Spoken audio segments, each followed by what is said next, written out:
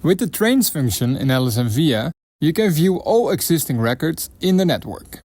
However, if you're working with a large number of servers on a single network, things can quickly become cluttered.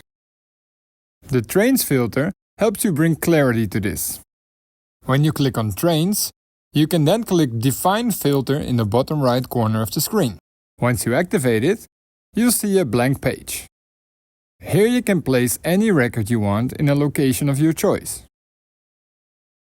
This way, you can organize all records in a manner that suits you best.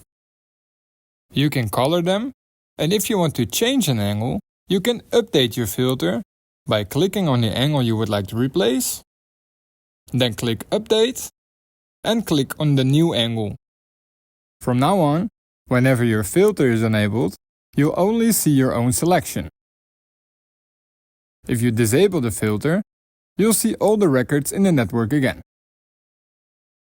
When you press the Browse button with your filter enabled, you'll browse through all the records you've selected.